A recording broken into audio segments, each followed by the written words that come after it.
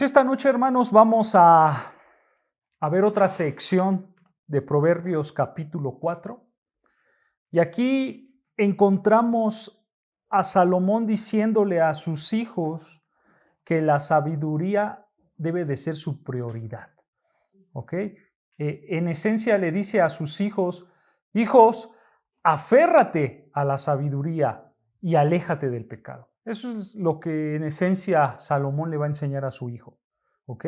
Entonces, si me acompañan a Proverbios 4, vamos a leer del versículo 10 al versículo 15 de Proverbios capítulo 4.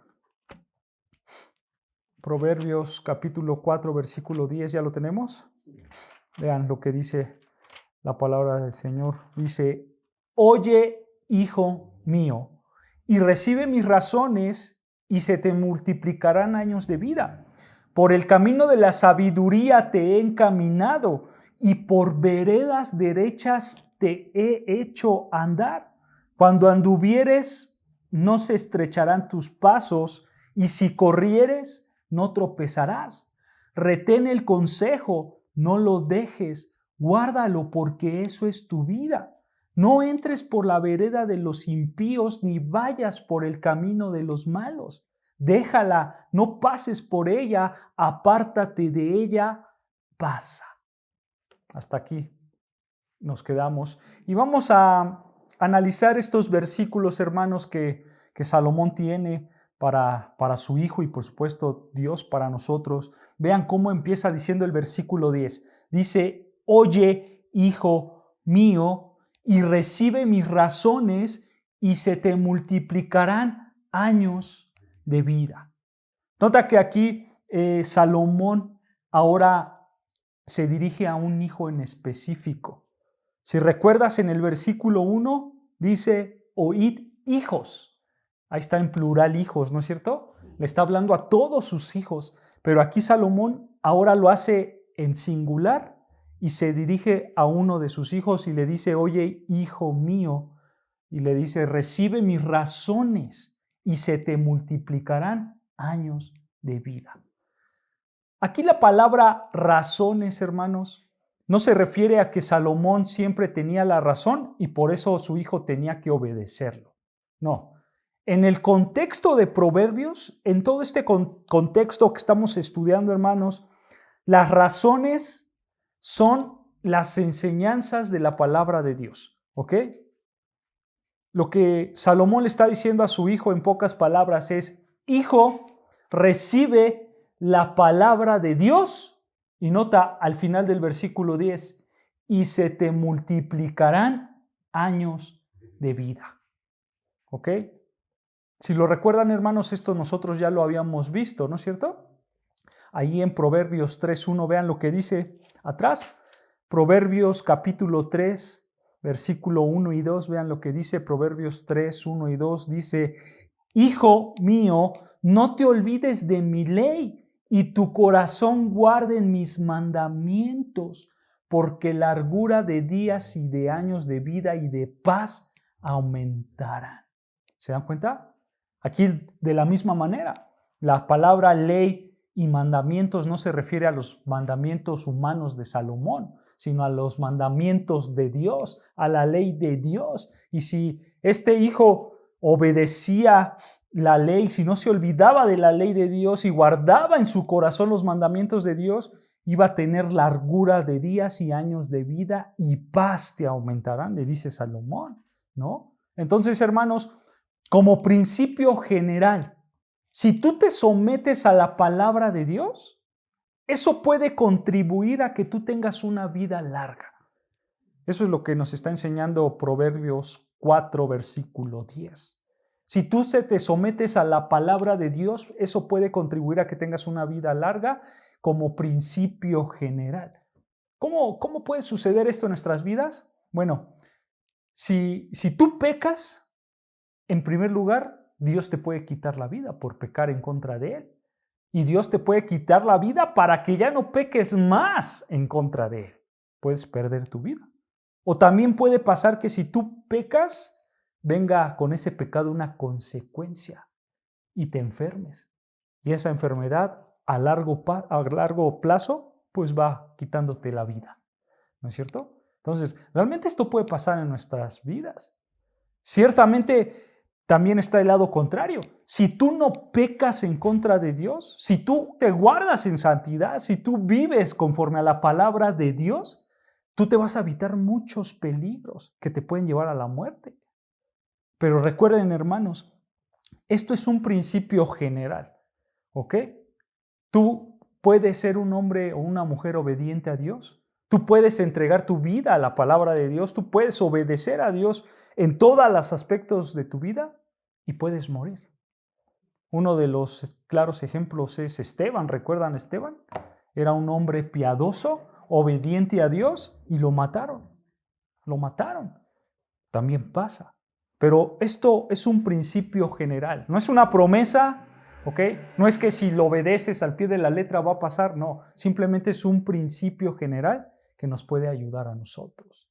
¿Ok? Eso es lo que le está diciendo Salomón a su hijo en Proverbios 4:10. Y continuemos, vean lo que dice Proverbios 4:11. Proverbios capítulo 4, versículo 11, dice: por el camino de la sabiduría te he encaminado, o sea, te he enseñado, y por veredas derechas te he hecho andar. Simplemente Salomón le está diciendo a su hijo que él le ha enseñado el camino correcto para obedecer a Dios. Yo te he enseñado la palabra de Dios. Yo te he enseñado cómo tú puedes obedecer la palabra de Dios. Eso es lo que le está diciendo. Y vean versículo 12. Cuando anduvieres en la palabra de Dios, no se estrecharán tus pasos. Detengamos aquí. Esta palabra de estrechar, hermanos, en hebreo es zarar. Así se pronuncia, zarar. Zarar, como suena tal cual, zarar. Y esta palabra de zarar se traduce como quedar atrapado. Eso es lo que quiere decir, quedar atrapado. O sea, la idea es que tú no vas a tener alguna dificultad, tú no vas a tener algún problema, no vas a quedar atrapado en un problema en tus pasos, en tu andar, en tu caminar, si te sometes a la palabra de Dios. Eso es lo que está diciendo Salomón. Y Salomón lo sabía perfectamente. Salomón, por eso le enfatiza mucho a su hijo. No te desvíes de la palabra de Dios. Sigue la palabra de Dios. Ve por las veredas en el versículo 11 derechas que te han hecho andar y tú no vas a tener problemas en tus caminos. Y eso, hermanos, se ve reflejado en nosotros como la iglesia en el libro de Gálatas. Acompáñame solo para leer un versículo sin perder Proverbios, pues ya regresamos ahí. Gálatas capítulo 6, versículo 8, vean lo que dice, que es una gran verdad. Gálatas 6, versículo 8, vean lo que dice Pablo en Gálatas 6.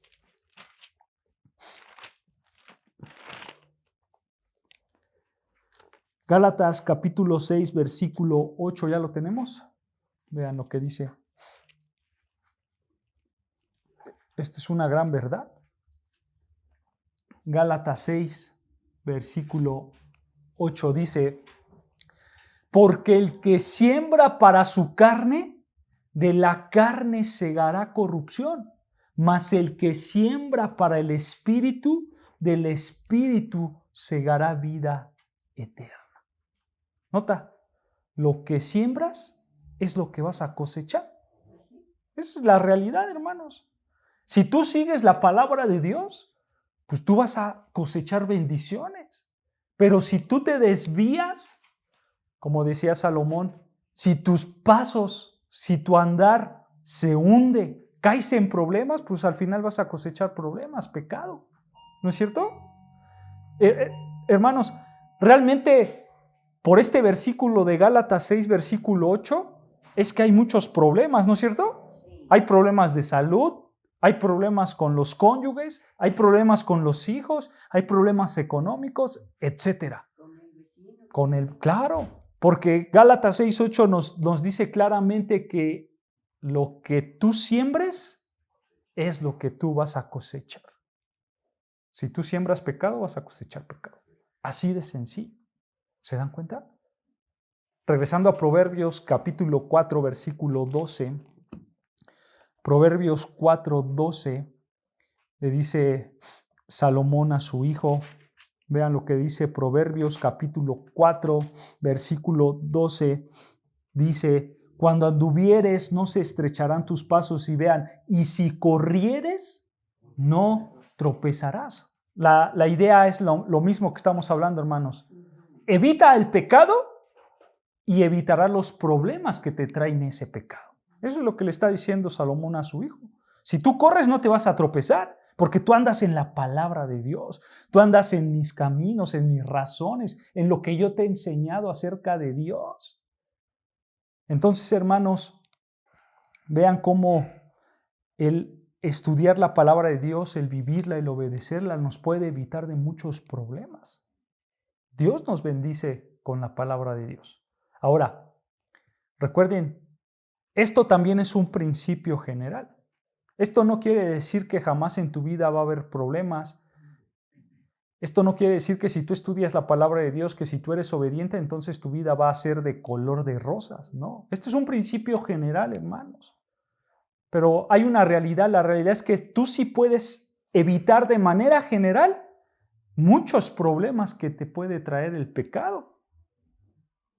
Solo piensa en esto, hermano.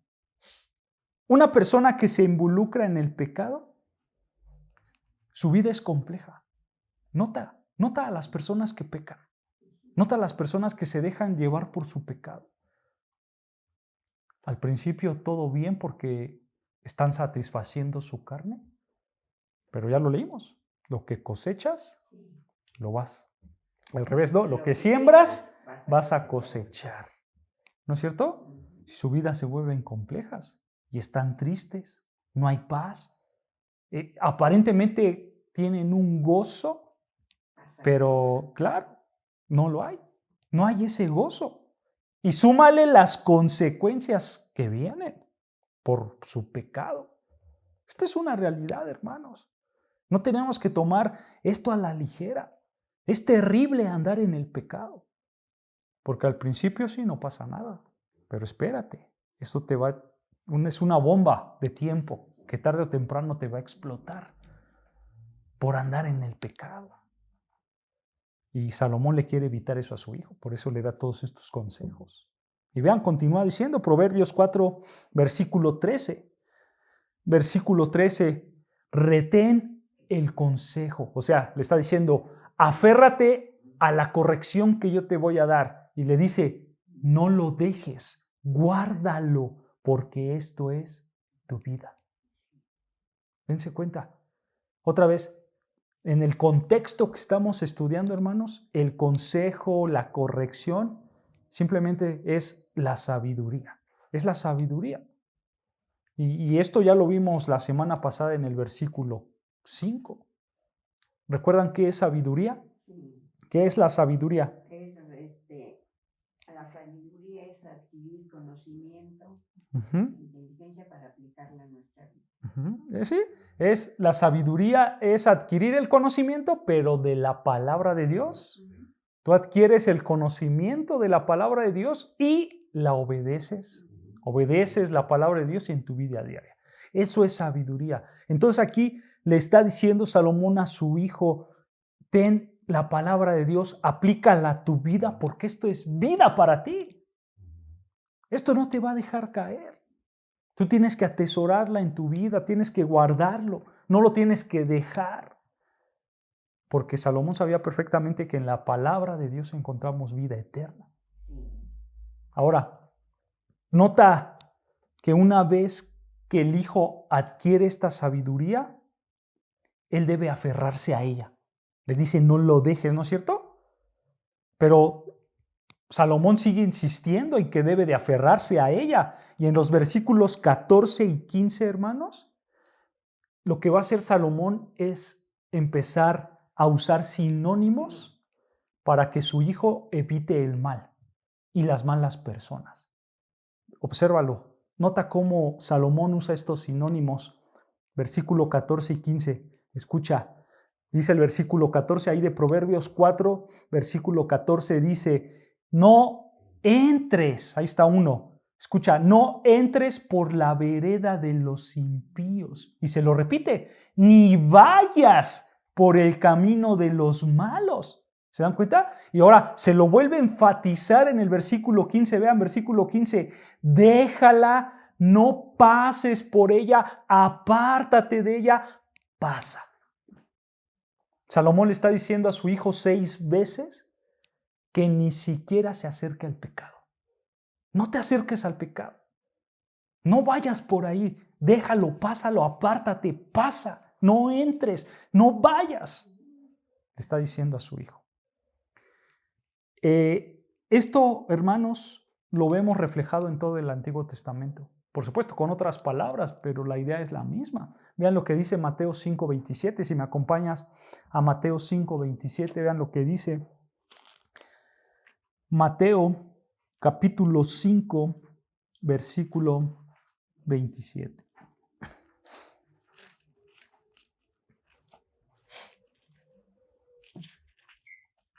Mateo capítulo 5, versículo 27. Vean lo que dice. ¿Ya lo tenemos? Sí. Dice así, oísteis que fue dicho, no cometerás adulterio, pero yo os digo que cualquiera que mira a una mujer para codiciarla, ya adulteró con ella en su corazón. Por tanto, si tu ojo derecho te es ocasión de caer, sácalo y échalo de ti. Detengámonos ahí, hermanos. Lo que está diciendo aquí el Señor Jesucristo, en otras palabras, es, enfrenta drásticamente las tentaciones de tu vida. Huye de ellas. Él está usando, por supuesto, el ejemplo del adulterio, de la codicia, ¿no? Esto aplica tanto para hombres como para mujeres. Si tú codicias a alguien de tu sexo opuesto, estás adulterando, ¿no? Pero él dice, aléjate de esto drásticamente. Si tu ojo derecho te es ocasión de pecar, quítatelo. Él está diciendo, él está usando un ejemplo. Obviamente esto no es literal, pero él lo está usando para que entendamos, la gravedad del pecado. Y él te dice, huye de esa tentación, quítatela de ti. Es lo que está diciendo el Señor Jesucristo. Es lo que Salomón está haciendo con su hijo. Salomón simplemente le está diciendo a su hijo, hijo, no entres en el pecado, no vayas, déjalo, pásalo, apártate, pasa de ahí, no sigas el pecado. O sea, en pocas palabras, Salomón le está diciendo a sus hijos, hijo, ni siquiera te acerques al pecado. Ni siquiera te acerques. Es lumbre. Claro. Y tú debes evitar a cualquier costo el pecado. Y tienes que evitar cualquier cosa que te haga tentar, por supuesto. Esa es la idea. Vea otro ejemplo, 1 Corintios 6, 18. 1 Corintios 6, 18, vean lo que dice. 1 Corintios 6, 18, vean. 1 Corintios capítulo 6, versículo 18. Nota la primera palabra, cómo utiliza Pablo esta palabra. Él dice, huid de la fornicación. Ahí está. ¿Se dan cuenta? Es otro pecado. Huye, vete, no te quedes ahí. Huid, dice Pablo. Más adelante, 2 de Timoteo 2:22, vean. 2 de Timoteo 2:22. 2 de Timoteo 2:22, vean lo que dice. 2 de Timoteo capítulo 2, versículo 22. Nota igual la misma primer palabra, vean lo que dice. 2 de Timoteo capítulo 2, versículo 22. ¿Ya lo tenemos? Vean lo que dice Pablo a Timoteo, le dice, huye también de las pasiones juveniles y sigue la justicia, la fe, el amor y la paz con los que de corazón limpio invocan al Señor. Pero vean, otra vez le dice, huye, ¿no es cierto? ¿Y sabes, hermano? Esa es la misma idea de huir. huye, vete. Pero aquí hay algo interesante. La idea de estos dos verbos, hermanos, huid, que vimos en 1 Corintios, y huye, de 2 Timoteo, en el griego traducen un verbo que es feugo, así se pronuncia en griego, feugo. Feugo. Así se pronuncia, F-E-U-G-O, feugo. Y esta palabra griega feugo, esa palabra griega feugo, que es huid o huye, se traduce como, o viene de una raíz que nosotros ocupamos para la palabra fugitivo. Fugitivo. Esa es la idea de la palabra huid, huye. Fugitivo. Ajá. Y solo para tener en claro la idea, hermanos, ¿qué es lo que hace un fugitivo de la ley cuando ve llegar al policía? ¿Se queda ahí a echarse un cafecito con el policía? Pues no, como decimos aquí en México, ¿no? El dicho, patitas, ¿para qué las quiero? No, y vámonos, ¿no? Eso es lo que hace un fugitivo de la ley. Agarra y ve al policía y huye, ¿no es cierto? Es más, ni siquiera se acerca a los lugares donde hay policías. Bueno, así es como nosotros tenemos que vivir enfrente del pecado. Tú eres un fugitivo del pecado. Solo piensa en el pecado, hermano. El pecado, por así decirlo, te tiene a ti fichado. Te tiene fichado. Y tiene una hoja con tu nombre que dice se busca, ¿no? Así como los que ponen en los bancos, ¿no han visto que ponen ahí a las personas y se buscan? Bueno, el pecado así tiene una ficha tuya. Tú estás fichado. Se busca a Emilio. Se busca a Leti. Se busca a Fide. Así te tiene el pecado. Y tú mejor ni te acercas al pecado, porque si te acercas al pecado, te va a agarrar. Tú debes de huir. Huye del pecado. Así como el fugitivo huye de la ley, de los policías, así tú tienes que huir del pecado. Esa es la idea, hermanos. Ahora, tú puedes pensar en alguien, en un hombre bíblico que se acercó mucho al pecado. Tú puedes pensar en alguien bíblico que se acercó mucho al pecado, en un personaje bíblico. ¿Quién sería? Hay muchos. Salomón, David, claro. Saúl. ¿Sí? Yo tengo en mente uno que es Sansón. Sansón. Para tenerlo fresco en la mente, solo quiero que leamos Proverbios 4:14 y ahorita leemos a Sansón, pero vean lo que dice Proverbios 4:14 para tenerlo en la mente. Vean lo que dice Proverbios capítulo 4, versículo 14 y 15. Dice así, Proverbios 4:14 dice, no entres por la vereda de los impíos, o sea, de los pecadores, ni vayas por el camino de los malos. Y escucha, déjala. No pases por ella, apártate de ella, pasa. O sea, en pocas palabras, aléjate del pecado, aléjate de las tentaciones. Ahora, vean a un necio que no hizo caso a estas palabras. Acompáñame a Jueces 16:4. Jueces 16:4. Jueces 16:4, y en lo que lo van buscando, hermanos, simplemente para ponerlos en contexto, si no conocen la historia, Jueces 16, versículo 4. En el contexto, una mujer llamada Dalila, ella era, por así decirlo, como un tipo mercenaria, porque a ella la compraron, le pagaron los grandes enemigos del pueblo de Israel, que eran los filisteos. ¿Por qué le pagaron? Pues para saber cuál era el secreto de Sansón. ¿Por qué tenía tanta fuerza Sansón? Y estos filisteos querían matar a Sansón. Entonces, estos filisteos le dijeron a Dalila, descúbrenos cuál es el secreto de la fuerza de Salomón para matarlo. Y vean, versículo 4, Jueces 16, versículo 4, ¿ya lo tenemos? Dice así, después de esto, aconteció que se enamoró, o sea, Sansón se enamoró de una mujer en el valle de Sorek, la cual se llamaba Dalila.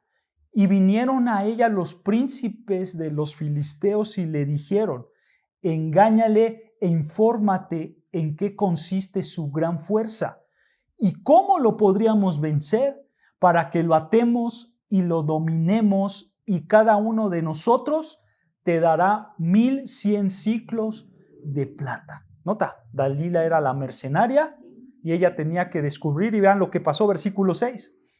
Y Dalila dijo a Sansón: yo te ruego que me declares en qué consiste tu gran fuerza y cómo podrás ser atado para ser dominado. Y le respondió Sansón: si me atares con 7 mimbres verdes que aún no están enjuntos, entonces me debilitaré y seré como cualquiera de los hombres. Y los príncipes de los filisteos le trajeron 7 mimbres verdes que aún no estaban enjuntos, y ella lo ató con ellos. Y ella tenía hombres en acecho en el aposento, o sea, en su casa. Entonces ella le dijo: Sansón, los filisteos contra ti.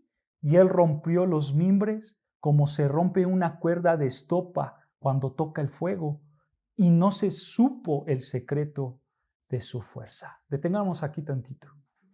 Hasta esta parte de la historia, hermanos, aquí Sansón pudo tener sentido común, porque él pudo decir: a ver, viene Dalila y me pregunta cuál es el secreto de mis fuerzas, y eso ya se me hace raro, ¿no es cierto? Después yo le digo que me ate con los 7 mimbres verdes. Ella me ata y de repente vienen los filisteos y me quieren matar. Pues es obvio que hay algo raro aquí, ¿no es cierto? Es obvio que está pasando algo raro con Dalila y con los filisteos, ¿no es cierto? Pero vean qué pasó, versículo 10. Versículo 10. Entonces Dalila dijo a Sansón: he aquí tú me has engañado y me has dicho mentiras. Descúbreme pues ahora, te ruego, cómo podrás ser atado. Y él le dijo: si me atares fuertemente con cuerdas nuevas que no se hayan usado, yo me debilitaré y seré como cualquiera de los hombres. Y Dalila tomó cuerdas nuevas y le ató con ellas y le dijo: Sansón, los filisteos sobre ti. Y los espías estaban en el aposento, mas él rompió de sus brazos como un hilo. Otra vez, la misma cantaleta, ¿no es cierto? Pero ellas sí pensaban. Pero Sansón no. Uno pensaría y le diría: Sansón, eres muy torpe. Ya vete de ahí, huye, escapa, te quieren matar. ¿No es cierto? ¿Y por qué Sansón no se fue, hermanos? ¿Por qué Sansón no se iba? Si él estaba viendo ahí el problema real, ¿no es cierto? ¿Por qué Sansón no se iba? Probablemente por orgullo, por pensar: yo puedo manejar esta situación, yo puedo manejar a ella, ¿no es cierto? O probablemente porque Sansón estaba enamorado, como lo dice el versículo 4. Y el amor que tenía Sansón por Dalila era un amor carnal. O sea, era un amor lujurioso más que otra cosa. Entonces probablemente dijo: pues ¿cómo voy a dejar a esta mujer? ¿No es cierto? Y ahí estaba en el pecado de la lujuria. Y hermanos, realmente esto pasa en nuestras épocas. Tú ves a una pareja que hoy les llamamos tóxica, una pareja tóxica, ¿no es cierto? Y le dices: ¿cómo es posible que estés con este o con esta? ¿No es cierto? ¿Cómo es posible que andes con él? ¿No te das cuenta que te está acabando? ¿No es cierto? Bueno, así es Sansón. Así era Sansón. Tenía ahí el pecado, pero no huía de él. Ahí estaba. Y seguía, vean, versículo 13, sigue la historia. Y Dalila dijo a Sansón: hasta ahora me engañas y tratas conmigo con mentiras. Descúbreme pues ahora cómo podrás ser atado. Él entonces le dijo: si tejieres 7 guedejas de mi cabeza con la tela y las aseguras con la estaca. Vean, otra vez, la historia sigue, hermanos, Pero vean cómo Sansón vuelve a caer en ese juego, ¿no es cierto? Me mentiste, ahora dime cómo, y Sansón le vuelve ahí a inventar algo, ¿no es cierto? Hasta que pasa lo que ustedes ya saben. Sansón, al final, si siguen leyendo, hermanos, la historia, Sansón cede a la presión y le dice su secreto al final de todo, ¿no es cierto? Pero nota, este es un hombre necio, porque este hombre está siendo expuesto, está jugando con su propia vida, ¿no es cierto? Al final de esta historia, hermanos, te das cuenta que a Sansón le descubrieron su secreto, lo agarraron, le sacaron los ojos y acabó mal. Y Sansón acabó ahí humillado como el bufón de una fiesta pagana de los filisteos. Todo por no huir del pecado. Este realmente es un gran ejemplo de un hombre necio que no quiere huir del pecado. ¿No es cierto? Y por supuesto, hermanos, este también es un claro ejemplo de un cristiano que quiere seguir satisfaciendo sus deseos pecaminosos. Este es un claro ejemplo de un cristiano que se siente el más fuerte, el cristiano fuerte, y yo me puedo exponer a cualquier tentación. Y este cristiano dice, ¿sabes qué? Yo puedo estar con tal persona en tal lugar y no me va a pasar absolutamente nada. Y ese hombre va y se expone al pecado. Pero aún así, él dice, yo lo puedo manejar porque soy muy fuerte. ¿Cuál es la realidad? La realidad es que no. La realidad, hermanos, es que todos somos débiles. Por eso se llaman tentaciones, ¿no es cierto? Por algo las llaman tentaciones. Cada uno de nosotros tenemos nuestras propias tentaciones. Por eso estamos expuestos a caer. Claro, no hay que hacernos los fuertes, porque no somos los fuertes. Y esa es nuestra realidad, ¿no es cierto? Por eso Salomón lo sabía y le dice a su hijo, hijo, enfrente de la tentación, enfrente del pecado, no le juegues. Mejor huye, escapa, corre, no te acerques, pasa de ahí. Porque vas a caer. Vas a caer. Esa es la realidad de todos nosotros. No podemos jugar al fuerte enfrente del pecado. Mucho menos de nuestras tentaciones, porque vamos a caer. Somos débiles a nuestra carne, ¿no es cierto? Somos débiles a nuestras tentaciones. Sansón, a pesar de que él era un hombre fuerte literalmente, en las tentaciones no lo era. Era el débil y cayó. Así todos nosotros. Ahora, vean el contraste de Salomón. Igual es un hombre que conocemos muy bien, es un hombre que hemos leído de él, y me refiero de José. José el soñador, como se le conoce, ¿no es cierto? Así que acompáñame a Génesis 6:39, versículo 7. Génesis 39, versículo 7. Y en lo que lo buscan, hermanos, solo para tener el contexto de Génesis 39, José es un hombre de Dios, José es un hombre confiable. Él se ganó la confianza de un hombre llamado Potifar. ¿Quién era Potifar? Potifar pertenecía al gabinete del faraón. En nuestros términos, hermanos, es como si fuera un jefe de Estado. Ese era Potifar, un jefe de Estado. Era un hombre sumamente poderoso y José pues, era un joven que era, un hombre, que era joven, era soltero, sufrió mucho. Y vean lo que dice ahí en Génesis 39. Vean lo que dice al final del versículo 6. Génesis 39, al final del versículo 6 dice, y era José de hermoso semblante y bella presencia. O sea, era muy, muy guapo. Eso era José, un hombre muy, muy guapo. Y vean versículo 7. Aconteció después de esto que la mujer de su amo puso sus ojos en José y dijo, duerme conmigo. Detengámonos aquí. En términos carnales, hermano, esta es una tentación muy, muy atractiva. ¿Por qué?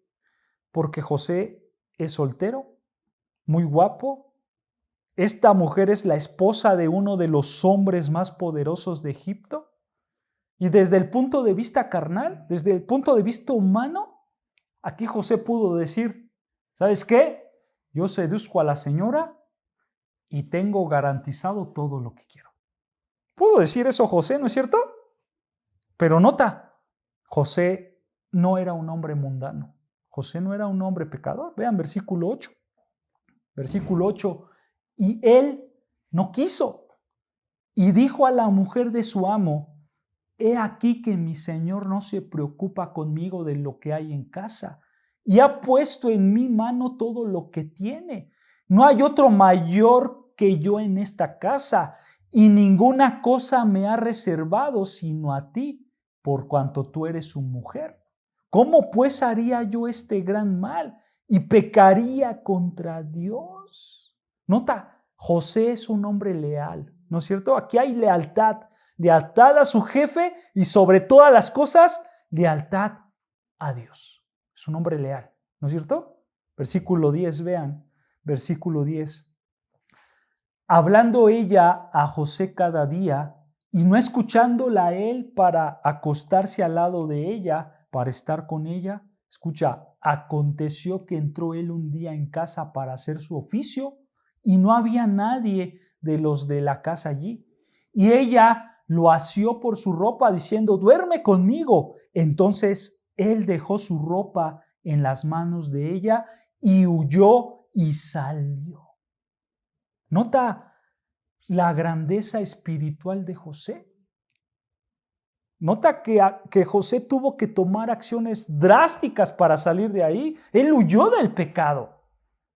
Sin duda, hermanos, este es un gran hombre de ejemplo de alguien que se tiene que alejar del pecado. Tenemos que huir del pecado así como José lo hizo. Él sin pensar agarró y se fue del pecado. ¿No es cierto? Y lo vuelvo a repetir, esto es lo que Salomón le quería enseñar a su hijo. Por eso le dice ahí en Proverbios 4:14, vean, regresando a Proverbios 4:14, Proverbios capítulo 4, versículo 14, vean lo que dice Proverbios 4:14. Dice, no entres por la vereda de los impíos, ni vayas por el camino de los malos. Déjala, no pases por ella, apártate de ella, pasa. Esto es lo que tenemos que hacer, hermanos. Huir del pecado. Huir. No estar ahí en la tentación. Ahora, te daré unos consejos prácticos para que evites la tentación. Te voy a dar 2 consejos rápidos y prácticos para que tú puedas evitar la tentación. Cuando tú estás luchando con una tentación, hermano, lo que tienes que hacer es evaluar tu mente. Evaluar tu mente. ¿En qué estás pensando? ¿Qué piensas a la hora de la tentación? Porque si tú tienes pensamientos de las cosas de Dios, o sea, si tú en tu mente lees la Biblia y siempre tienes la Biblia, tienes versículos bíblicos, tú estudias la Biblia, tú agarras libros de hermanos que escribieron acerca de Dios, tú ves prédicas en internet, si tú tienes una mente saturada de la palabra de Dios, entonces vas a poder evitar la tentación. Esa es la realidad. Examina qué hay en tu mente. Examina en qué estás pensando a diario y así vas a poder evitar la tentación. Si no estás pensando en Dios, vas a caer. Vas a caer porque la tentación te va a agarrar. No estás huyendo de ahí. Pero si tu mente la tienes saturada de la palabra de Dios y de las cosas de Dios, eso quiere decir que el pecado lo estás alejando, estás huyendo del pecado y a ti te interesa lo de Dios. Entonces, hermano, revisa qué estás pensando, qué hay en tu mente, ¿ok? También el segundo punto, hermanos, tú puedes evitar la tentación de una manera muy, muy simple. Y es, evita lo que alimenta tu pasión pecaminosa. Así de simple. Evita lo que alimenta tu pasión pecaminosa. Hermanos, si somos sinceros con nosotros mismos, cada uno sabe cuál es nuestra tentación, ¿no es cierto? Entonces, aléjate de eso. ¿Tú sabes cuál es tu tentación? Evítalo, así de sencillo. Es que tengo la tentación de comprar un celular, o tengo la tentación de comprar una sala, una silla, pero ¿qué crees? No tengo el suficiente dinero. Estoy corto y voy a dejar a mi familia sin comer. ¿Qué hago? Muy sencillo. Simplemente evítalo. Si te quieres comprar ese celular que sabes que está en la calle Veracruz, pues mejor dale la vuelta por la México. No pases por ahí porque esa es tu tentación.